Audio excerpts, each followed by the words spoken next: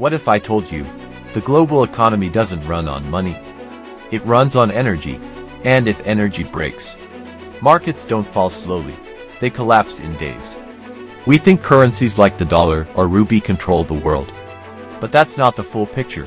Oil, gas, and electricity are the real currencies, because every industry, tech, transport, food, manufacturing, depends on energy to survive.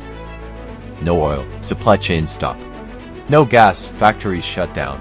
No electricity, the digital world goes dark. If oil supply breaks even for a few days, the impact is instant. Trucks stop delivering food. Flights get cancelled. Prices skyrocket overnight.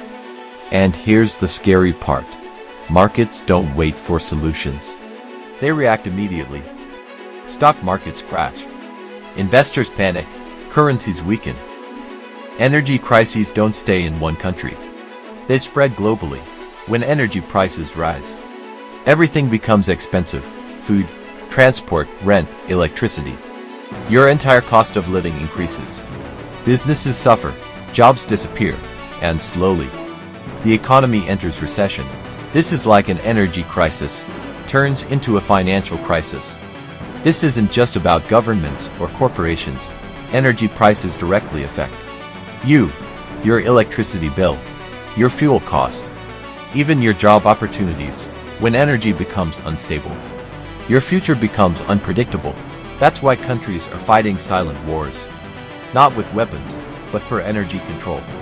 Today's biggest global conflicts aren't just political, they are energy wars. Who controls oil, controls trade. Who controls gas, controls industries. Who controls power, controls the future. This is why energy is no longer just a resource. It is a weapon. The next global crisis may not start in banks. It may start with energy, because in today's world, energy war is a financial war. Do you think the next recession will be caused by energy? Comment your thoughts below.